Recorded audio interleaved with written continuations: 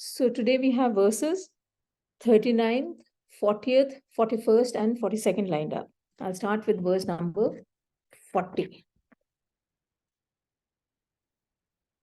Vayuryamognivarun shashank prajapatiswam prapitamahasya Namo namaste stu sahasrakritva Punascha bhuyopi namo namaste. So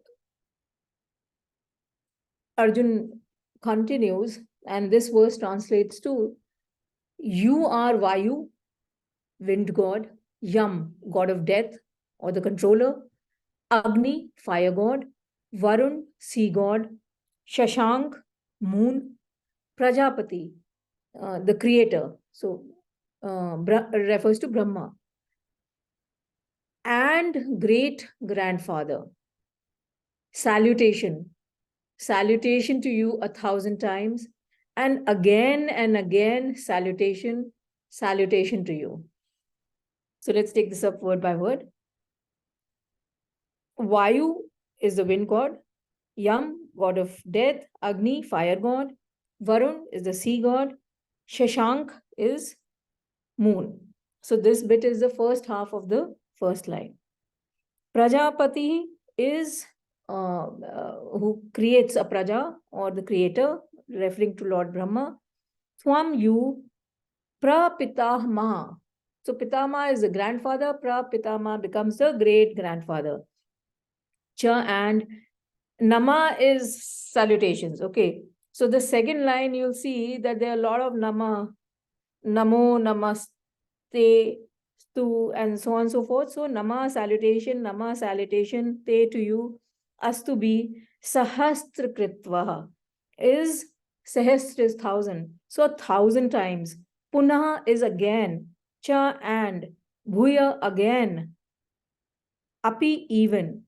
Namah salutation, te to you. So Arjun, so the verse translates to you are Vayu, Yam, Agni, Varun, Shashank, Prajapati, and great grandfather. Salutation. Salutation to you 1,000 times. And again, salutation to you. So let's chant it together.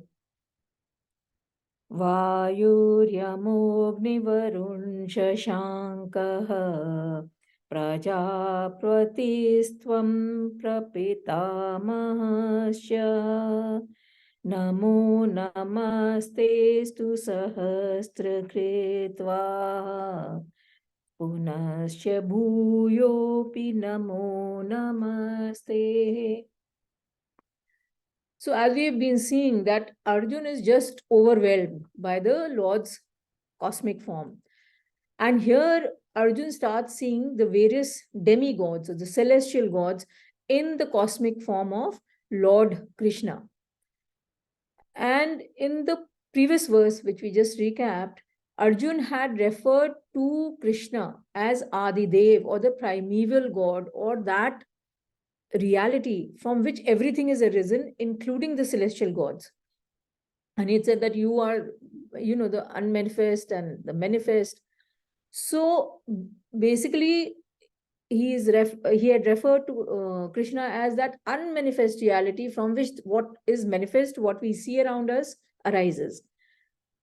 And we have been discussing this, that the manifestations are worshipped as gods. So we have the sun god, we have the trilogy of the Brahma, Vishnu, Mahesh, the creator, maintainer, and the destroyer, and various other celestial gods. So these gods are actually manifestations of that one god. So it's not that we worship many gods. God is one. All these are the powers that are manifest of that supreme reality. So God is only one. That Brahman is only one. So what are the celestial gods?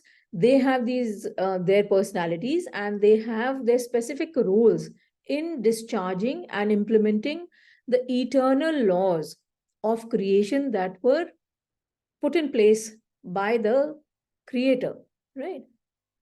However, it's like the laws are in place, and these demigods are ensuring that the laws are followed and they're implemented. It's not like our Supreme Court saying that do this and don't do that, but that's it. It just remains on paper.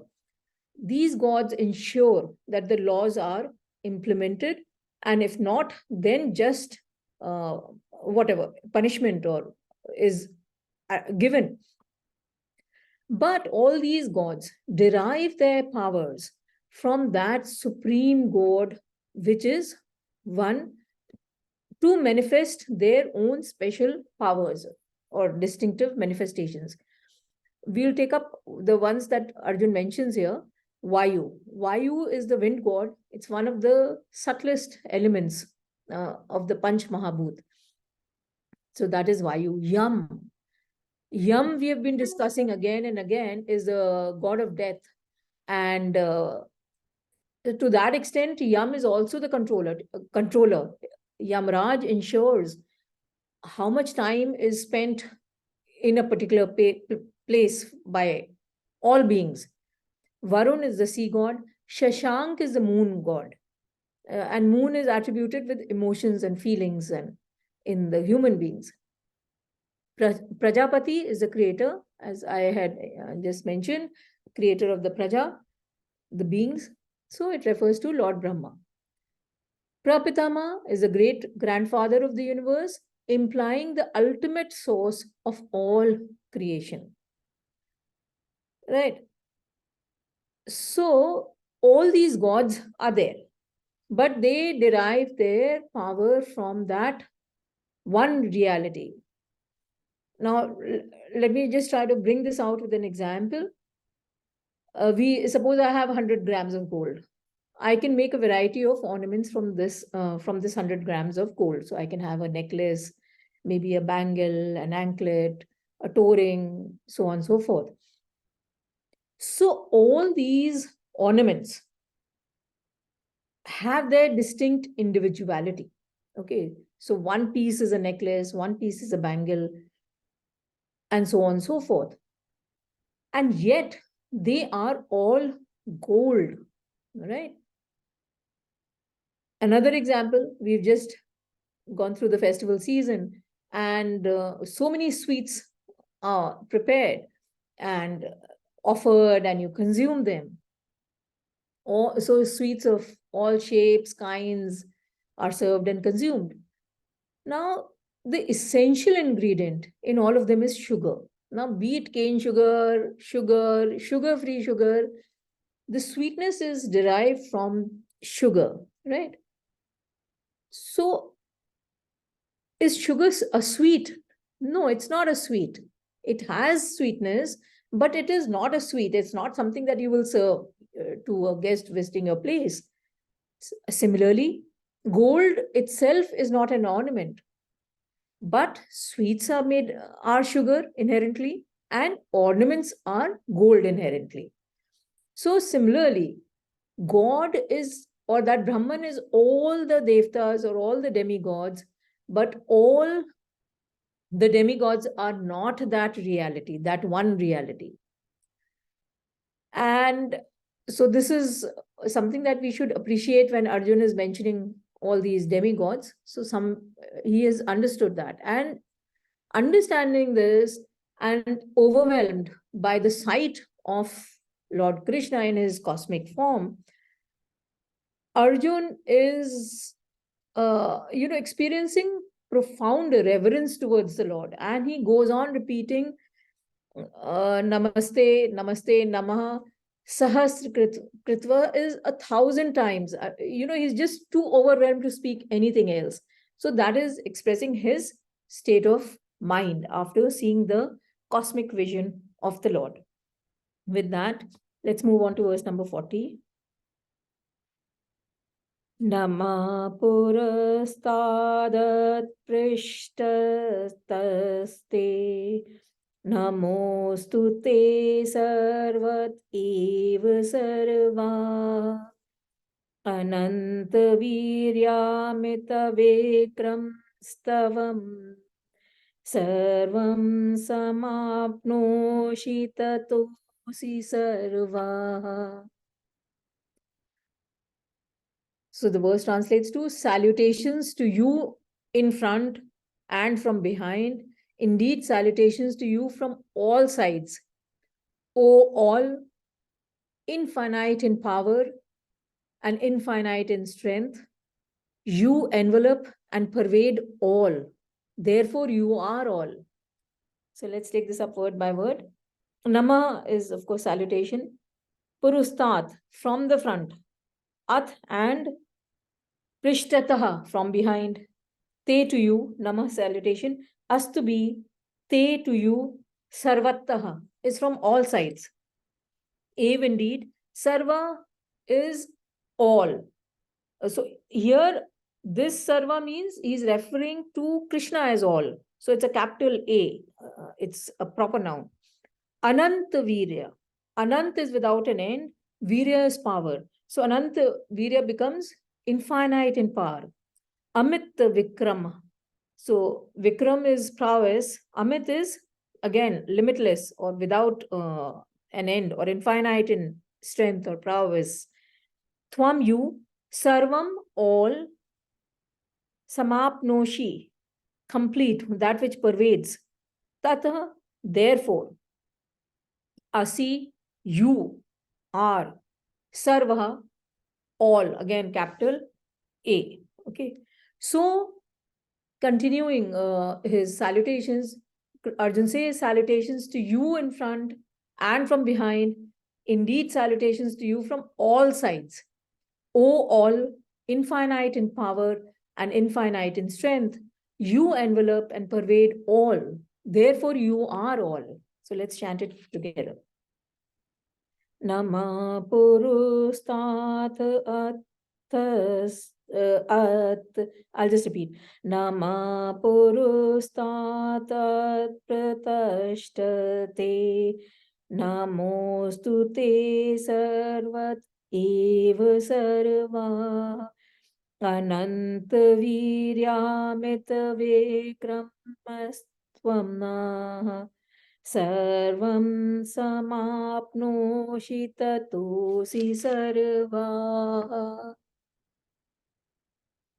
So you see, we have seen in the prior verses that Arjun has already lost his comprehension of space, time, and direction, right?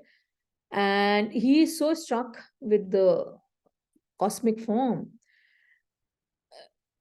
and that what he sees, that Arjun is just continuing to salute the Lord and from at all times and from all sides. That is what it's ultimately boiling down to. And it's not only physical prostration, we are not talking about that. It is whatever he's taking in or whatever we are, taking into our system through our various organs of perception. We should understand that that is God's glory. And what Arjun is saying, that I understand that it's all you that I'm taking in. And therefore, I surrender my mind to you in devotion and reverence. Now, God's power is infinite, and that's what he's saying here, that, infinite in strength and infinite in power, prowess. So who can measure him? So Arjun has started realizing this. And even we see it. But at times it sinks in, and at times it just passes over, like, something that we don't absorb. When you see day changing to night, or when you see the seasons, the weather changes, we start getting glimpses of that infinite power if we think about it and comprehend it. You look at the modern science, they're trying to discover fragments of that reality. And the most powerful telescopes, as the telescopes are becoming better with better technology, what are they revealing to us? They are revealing more and more of the immeasurable star worlds on all sides, things which we have been missing by just trying to gaze into the night sky with some kind of an instrument. And the powerful microscopes, on the other hand, start revealing to us the smaller and smaller particles and beings that are there again in the same creation. Of course, the reality or that Lord is greater than the greatest, larger than the largest, smaller than the smallest, and minuter than the minutest. So once you realize this, once you understand this capacity or of the Lord, you are humbled. So when we go around saying, no, that I did this and I drove so well or I solved a problem, then you say, what are we talking? What am I talking about? Look at what is happening around me without anyone claiming responsibility for it. So once this is realized, we become humble. And here we are talking about Arjun. Arjun is actually speaking this verse. So Arjun was a mighty warrior of his time and wielder of Gandiv, which was actually Shiva's bow, which was given to Shiva. It was designed by Lord Brahma and then given to Shiva. So he thought that he is going to be the one of the powerful or a major person in the war that he is going to fight, the Mahabharat war. But seeing Lord Krishna's cosmic form, his pride has completely vanished. And he starts describing the God as all, everything. So basically, all is referring to the infinite power, strength that pervades everything everywhere. Now, the problem is that with our human intellect, which is limited, it is very difficult to conceive infinity or that limitless power. And to that extent, Arjun is using this term all fairly liberally. So we must understand that it's not a very great explanation of the Lord by saying that you are everything, you are everything. It is all right, but what is everything? But however, because we are limited in our equipment, we have finite equipments, so it's very difficult to understand infinity, let alone explain it. So that fact is challenging. And here I would like to highlight that, see, we are trying to reach that infinite through our finite equipment. So it is, we have to go to that infinity from finiteness.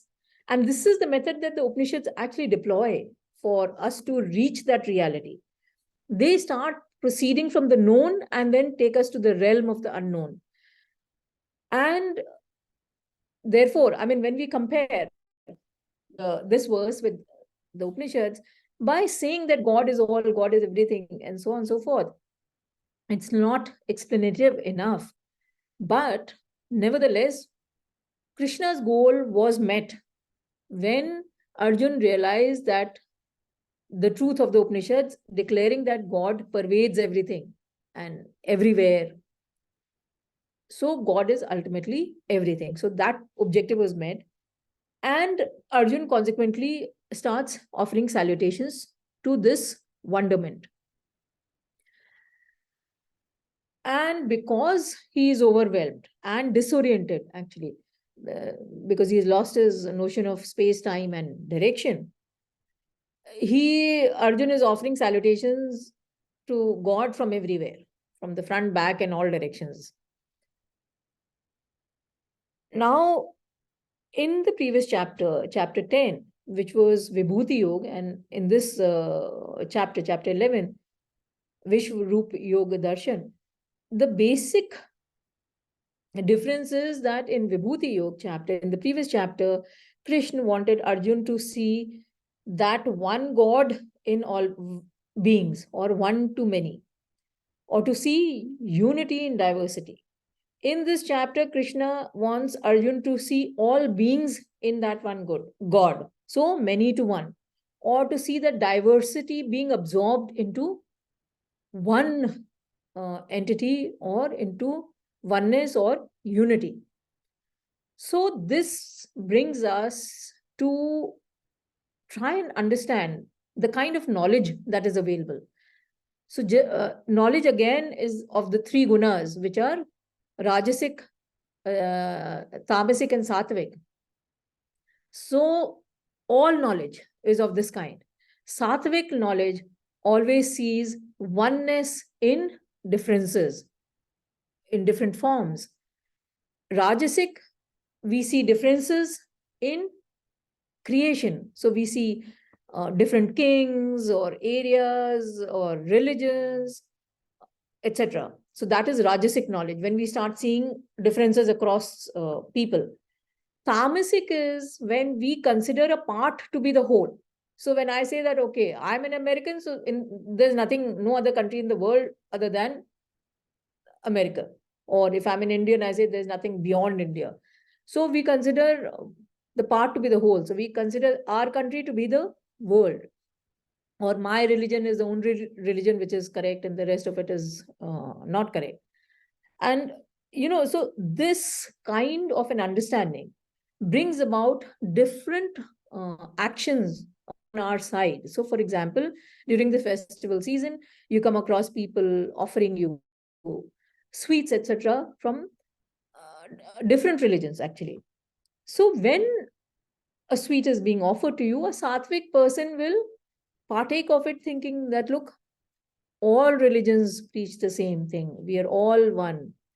A Rajasic person will partake it, thinking that, okay, now he is from a different religion, and this is, if it was my religion, we would be serving this. A Tamasic person may even refuse to take the sweet, saying that it doesn't belong to his religion. So these are just examples of how we react based on the kind of knowledge we have.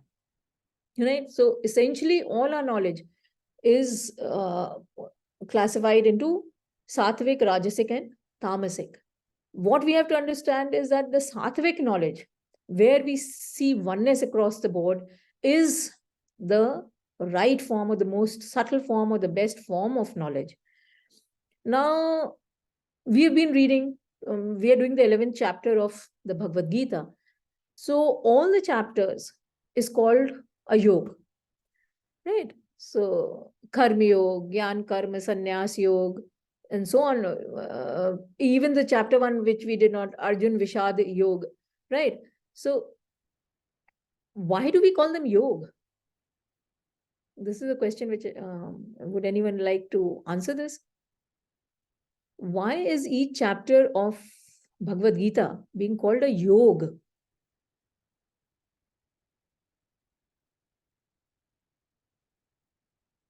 Okay, I will attempt to answer it for you.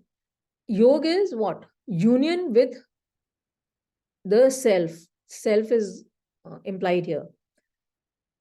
So each chapter, if we understand it and implement it in ourselves, we will proceed ahead in our spiritual journey and ultimately become united with that Brahman, or reach that Brahman, that supreme reality. And the fundamental sign of a person who has understood reality is that that person is extremely humble and sees no differences in the people he is interacting with. In fact, you'll start seeing oneness even with other creatures that you see around you. So such a person stops seeing the plurality of name and form. Instead, he sees oneness with the entire creation and the unifying principle. So Arjun is now understanding the purpose of the cosmic form, and he sees that Lord in front of him, and he is just overwhelmed and starts saluting God from all directions and in every manner possible. With that, let's move on to verses number 41 and 42. We will take up together because they complete the thought process. So I will chant. सखीति मत्वा प्रसभवं यदुक्तं हे कृष्ण हे यादव हे सखेति अजानता महिमानं तवेदं मया प्रमादात् प्रणयेन वापि यच्चावहासार्थं सत्कृतोऽसि विहारशय्यासनभोजनेषु एकोऽथवाप्याच्युत तत्समक्षं तत्क्षामये त्वामहं प्रमेयम्. So Arjun says, regarding you as a friend, whatever was presumptuously said by me, addressing you as, O Krishna, O Yadav, O friend, not knowing your greatness and out of negligence or even love. Verse number 41, that was. 42, he goes on to say, in whatever way I may have insulted you, in play, while reposing, while sitting, or while eating, when alone with you, O God, or O infallible one, or in company, I implore you to forgive. So let's take this up word by word. Verse number 41. Sakha is a sathi, friend. Iti as matva is having regarded you, have mat rakna, so having regarded you. Prasabhava is presumptuously or rashly. Yat which uktam is to speak, said, or address here. Hey Krishna, hey Yadav, hey Sakheti. Sakhe is friend. Iti is thus ajanata, by or unknowingly. Janna is to know, ajanta is not knowing. So, unknowing. Mahimanam, your mahima, your greatness, majesty. Tav is your, idam this, maya by me, pramadat, from negligence, oversight, casualness, pranayen, with love, va or api even, yat, whatever. Right? So this is where, okay, at api the first verse, 41st verse ended. Now this is the 42nd verse. Yat, whatever, cha and avahar sartham is for the sake of joke. So you make fun of people, just so that you have a good laugh, Asatkrit, insulted. Asi, you are. Then we come across a word, the last word of the first line of the 42nd verse. Vihar, Shaya, Asan, Bhojaneshu. So Vihar is in recreation. Shaya is while lying down. Asan is while seated. Bhojaneshu, Bhojan is while at meal time. So Vihar, Shaya, Asan, Bhojaneshu becomes in recreation, lying down, seated, or at meal times. Eke, when we were alone. Athva or api even. Achyut is the name that Arjun is using for Lord Krishna. Tat samaksham, in company, when others were present. Tat, that. Shamyaye, I implore you to forgive. Twam, you. Aham, I. Apremayam is immeasurable. Aprameyam is immeasurable. Right? So the two words become, regarding you as a friend, whatever was presumptuously said by me, addressing you as, O Krishna, O Yadav, O friend, not knowing your greatness, and out of negligence or even love, in whatever way I may have insulted you, in play, while reposing, while sitting, while eating, when alone with you, or when in company, O infallible one, I implore you to forgive. So let's chant this together. Sakheti matva prasabhavam yaduktam.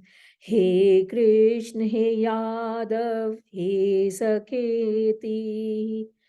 Ajanata mahimanam tavedam.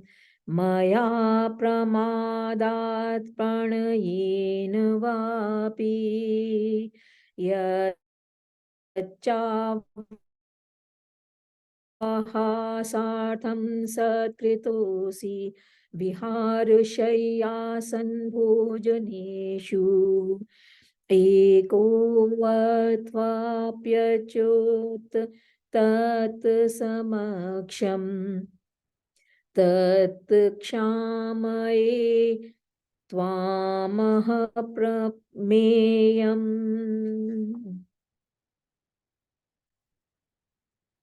So,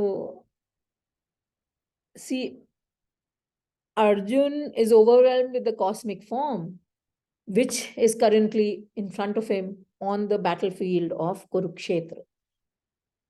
And now suddenly Arjun starts coming back to his senses and he has a flashback.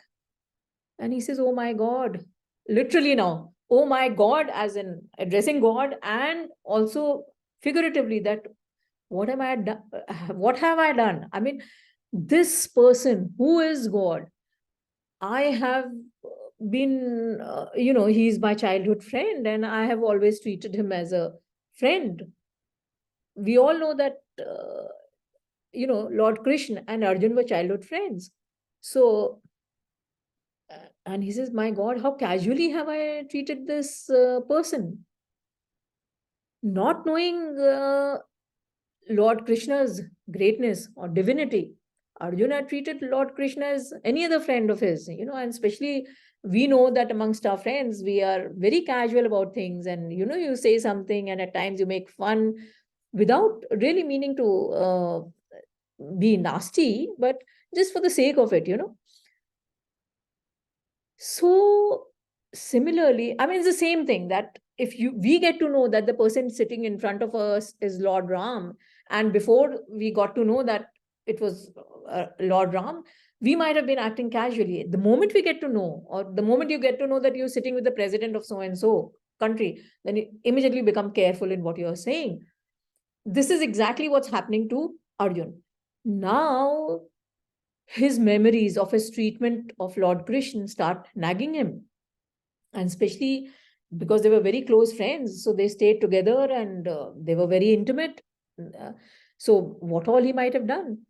So, he starts acknowledging and apologizing for his casual behavior towards the Lord, whether it was out of, negligence, carelessness, or even out of love and affection. See, even when we uh, love each other or we have good feelings towards each other, we land up casually addressing each other. Even amongst friends, we see that. So, in both cases, it's totally acceptable to, say something maybe mildly insulting to each other. And also, out of love, we take certain privileges.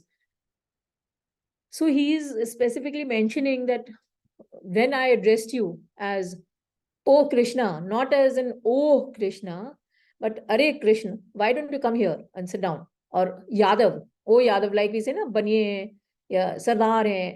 So when we refer to the clan, again, it's not really, it is, slightly demeaning way of referring to people. So he said, when I refer to you as Yadav, or also even as a friend, I mean, so you say, oh, bro, come here, or what are you doing, sister, or, that way. So, in the way I addressed you, and maybe I insulted you while we were playing. So, hit someone on the head while lying down. So, maybe pull off the blanket of the person while resting, while eating, take away a chapati or, say something about the way the other person is eating or while sitting. So, maybe I was, I was casual in my approach towards you. So he is asking for Lord's forgiveness for his casual behavior because he did not know the divinity of Lord Krishna. And Arjun addresses Krishna as Achyut, which means infallible, firm, unshaken, resolute, never deviating from the right path, and a prameyam, or which cannot be measured, which you cannot count or measure. So that implies Lord's infinite nature beyond any description. So with that, we will conclude today's session.